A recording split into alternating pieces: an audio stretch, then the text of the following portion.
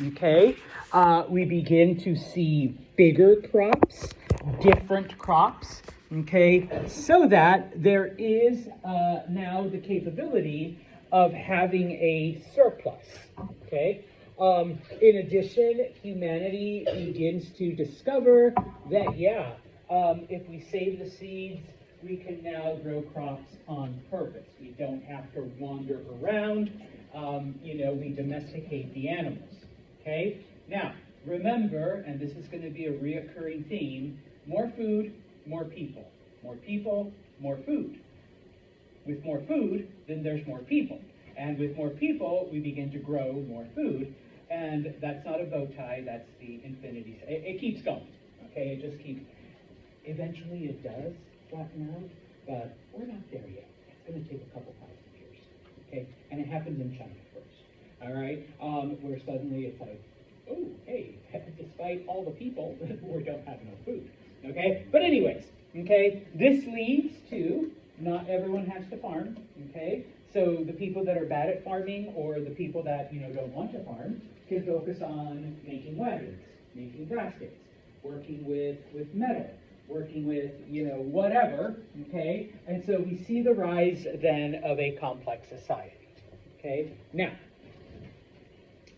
all of this happens next to major bodies of water, okay? Why do we need water? Well, animals and people need water to drink, okay? Crops need water to grow, all right? Now, yes, Mr. Santos, like, why can't it happen just somewhere where it rains? Okay, it can, all right, but it's not as efficient yet. Okay, humanity hasn't learned how to harness that part yet. Although we do see it, that's what happens in like Mexico and Peru. Okay, so it eventually does happen, but they don't develop until a couple hundreds of years later. All right, so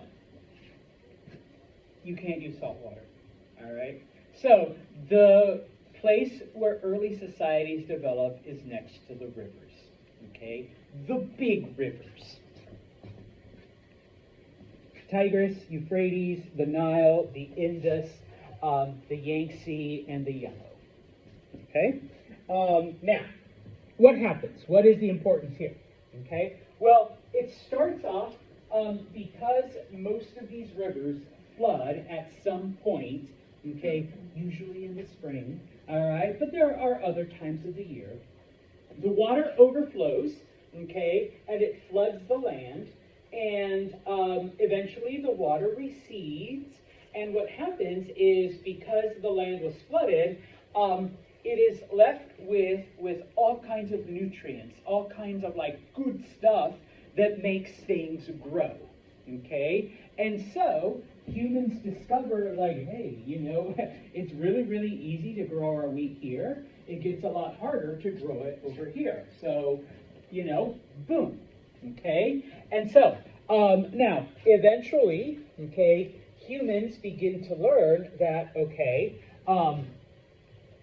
we need more food than just the area where the river floods.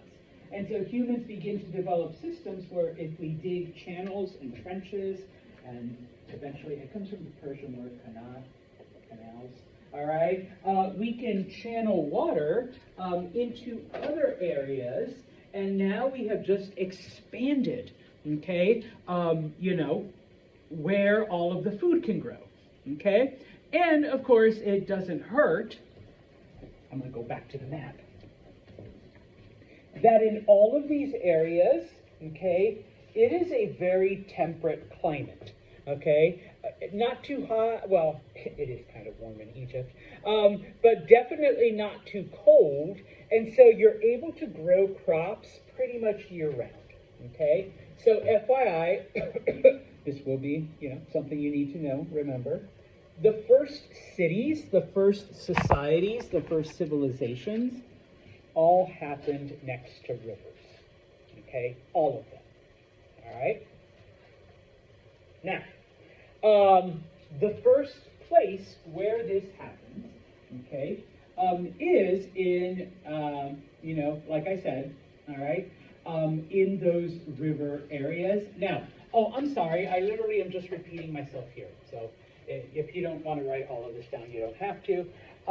But agriculture starts around 7,000 BCE.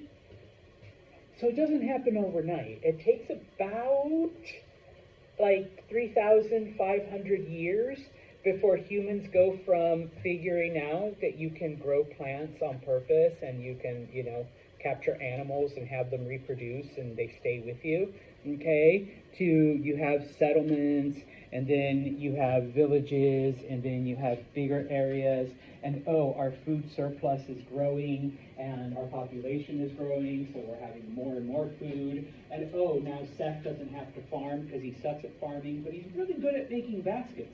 And so he is now the village basket maker, so that when we have to take our wheat, we don't have to just walk around like this. We can just put it in these big ass baskets that Seth has made for us.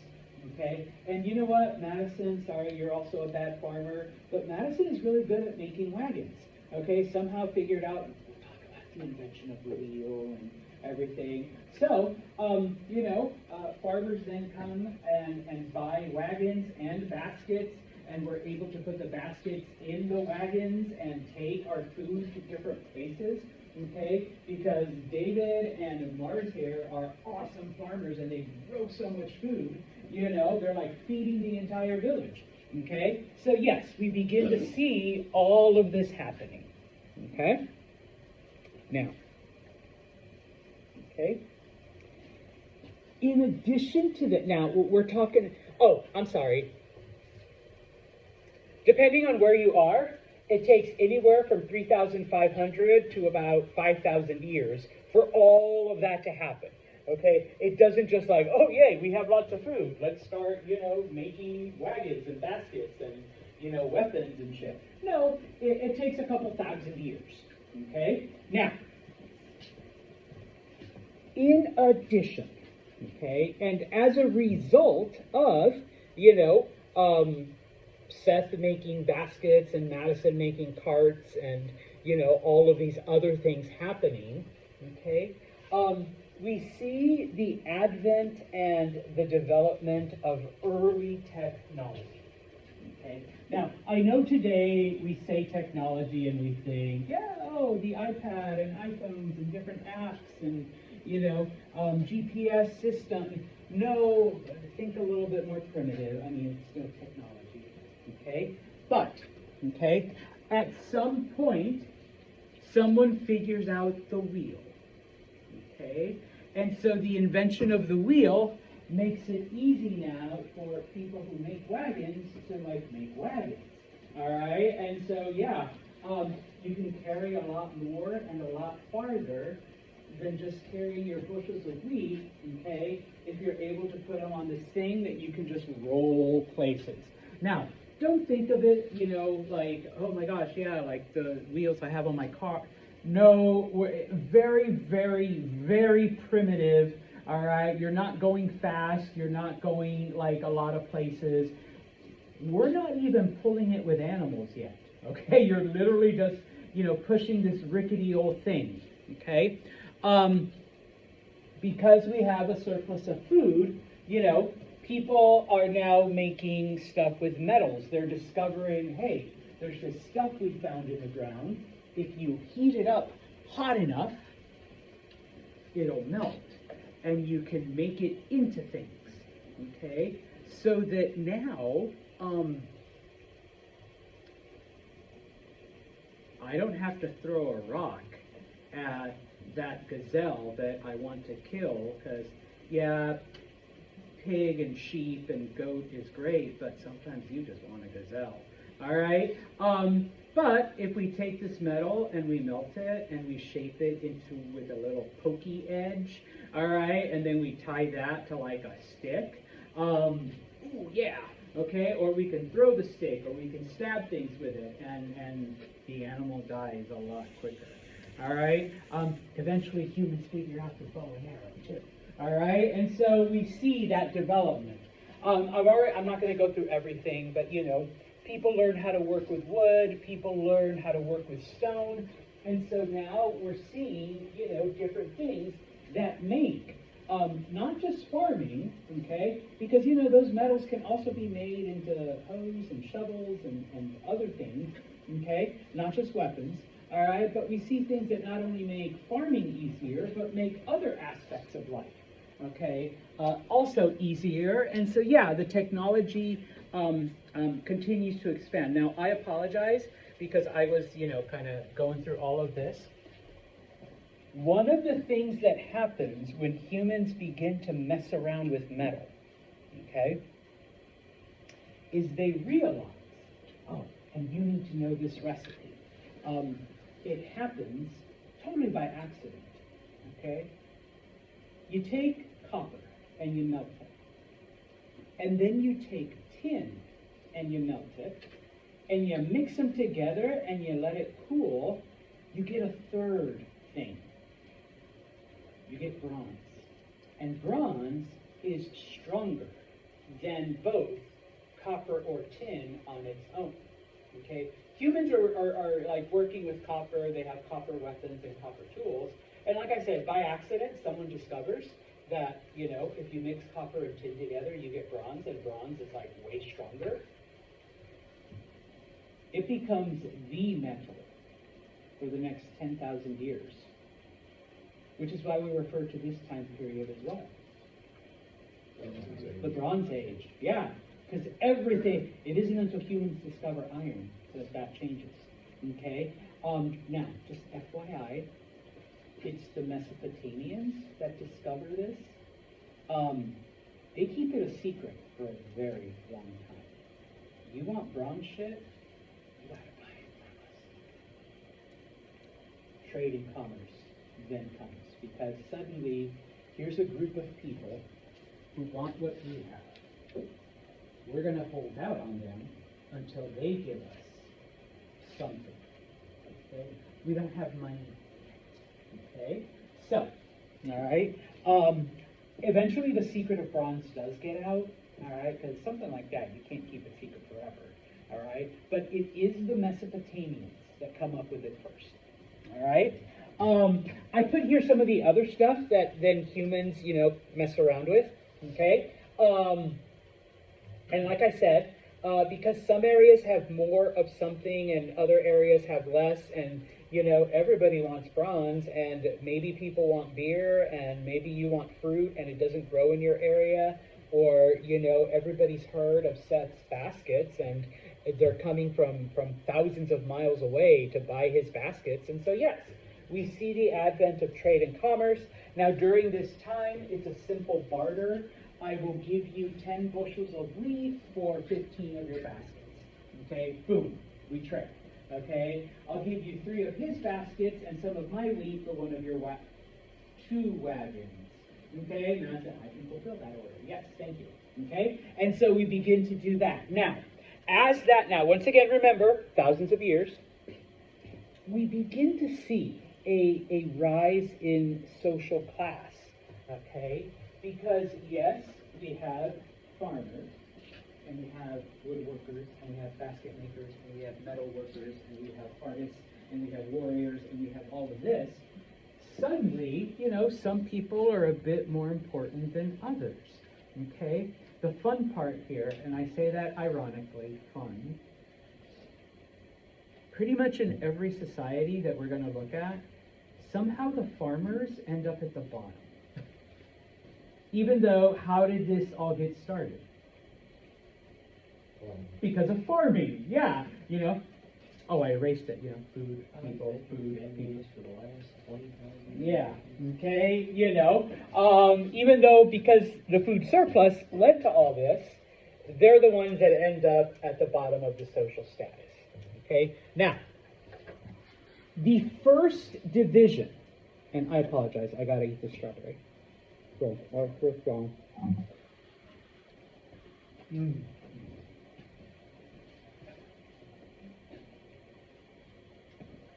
Sorry.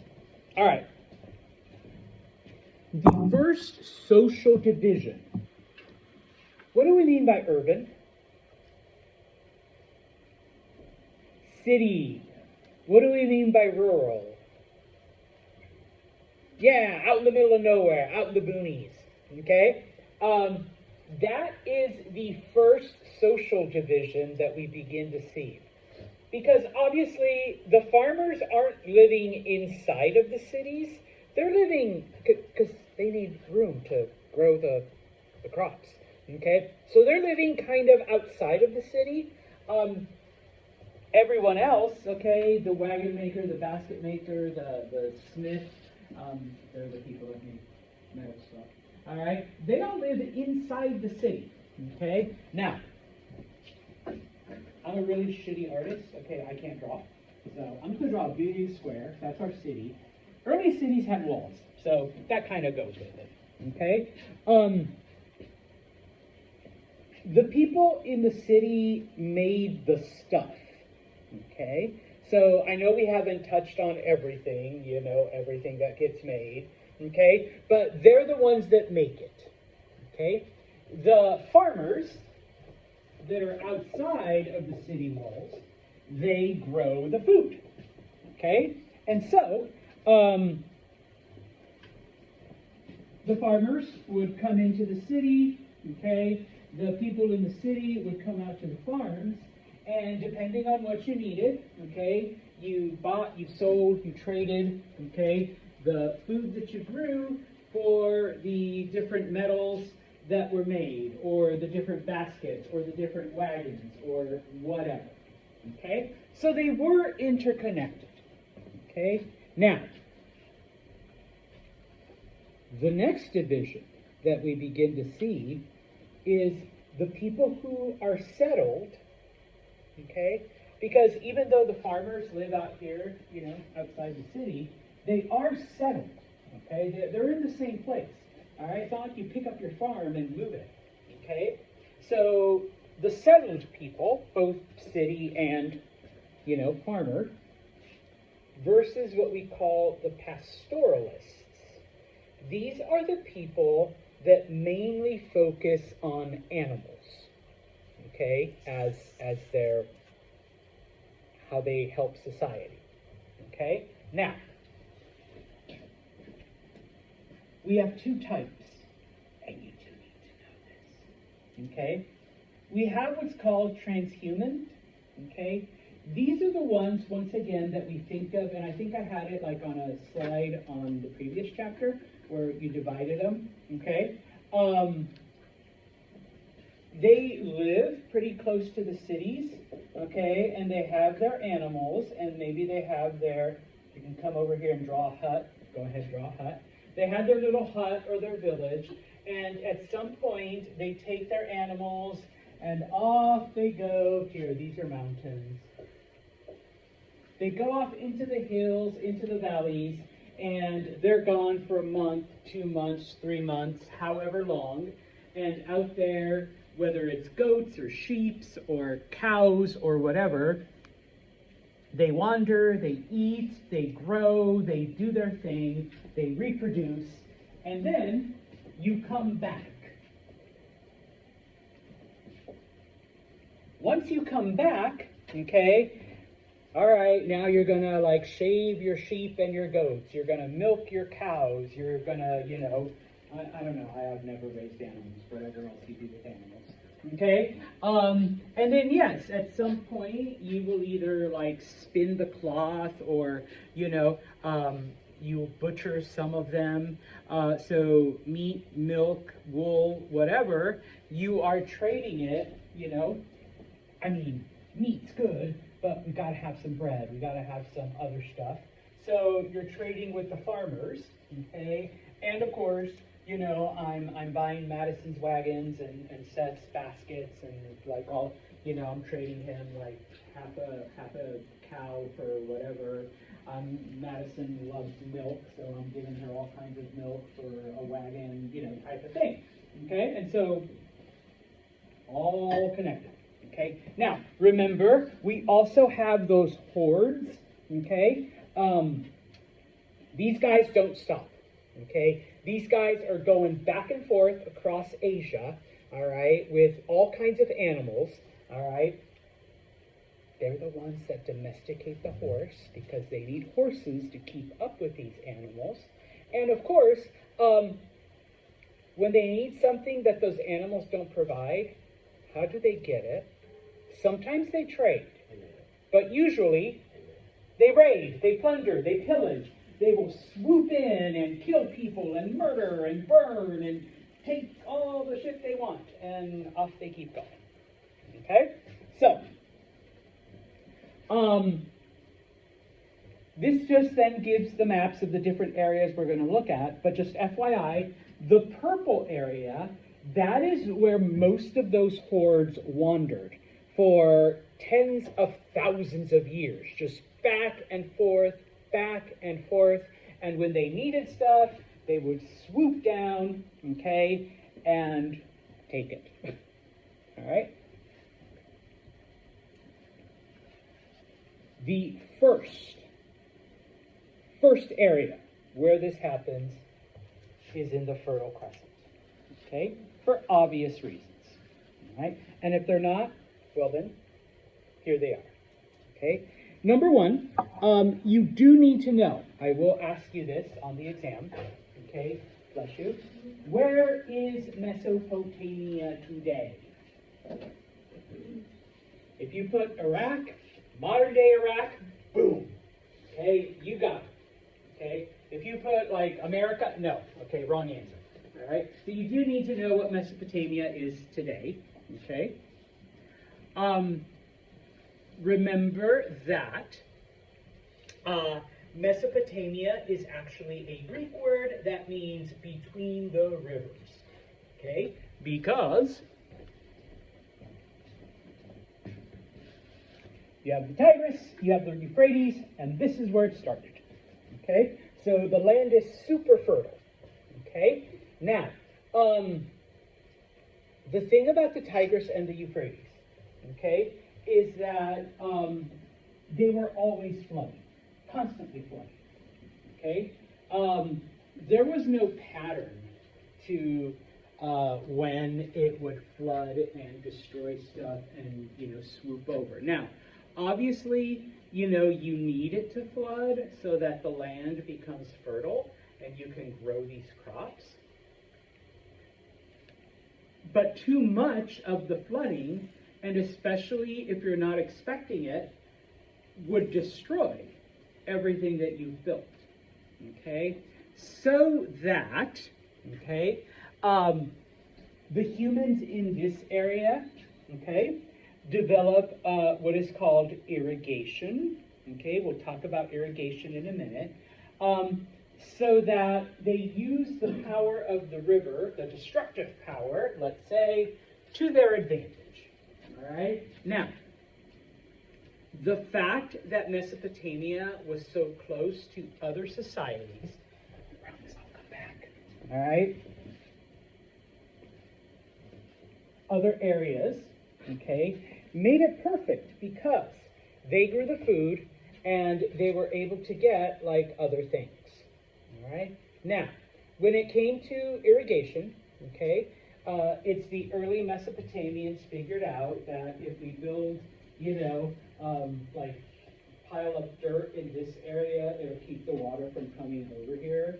If we dig a channel here, it'll take the water that would normally go over here and it'll send it over here so that, number one, it doesn't destroy this area, but number two, it actually makes this area over here now suitable for farming, and so we can use it for that, okay? So yes, they built levees. A levee is just like a small wall that, keeps water out or channels it somewhere else. They built canals, which is digging into the land, okay? Now, it's not like today. Like today, we build like concrete walls, and if you look at canals, they've got, no, they're just like digging. It's just dirt. And so the water obviously like wears away at it. So it required constant maintenance, constant upkeep. ooh, we just developed a new social class of person, the unskilled laborer, the ones that are out there day in, day out, digging and digging and digging and building, trenches and whatnot. And after the flood season, water just wiped it away. So back they go, dig, dig, dig, okay? But of course we pay them in food and beer, okay? Because a drunk worker is a happy worker. They will dig and dig and dig for more beer. And of course on occasion they can use the food, the beer to trade for a wagon or a basket. What is it? Is that a fire alarm? Nope. Okay. Okay, okay. Now, as we said, the first crops grown are wheat and barley, okay? Eventually, the Mesopotamians figure out how to grow millet, which, remember, millet is another type of grain. You can also make bread out of it. And then sesame, which also, okay, is used in cooking and baking and making those kind of stuff, okay? Now, the thing with Mesopotamia, and I will stop this part right here, okay, is that it had fertile soil. It's the middle of the desert, though. And the only reason it has fertile soil is because these two rivers are flooding, okay? There is literally nothing else there, all right? And so, in order to have everything else that is required in a complex society, they had to trade. And this is where the advent of, commerce and trade and negotiations come about. And oh my goodness, David, the really horrible, well, let's say this is like grandson David's grandson, who says, I hate farming. I know my family has been farmers for like generations since humanity stopped being monkeys, all right? But I hate farming. But you know what? I'm really good at bullshitting people. So, you now have people that go and negotiate and arrange, all right, exchanges of food for. And so David III is able to travel to certain areas and negotiate wheat for cedar.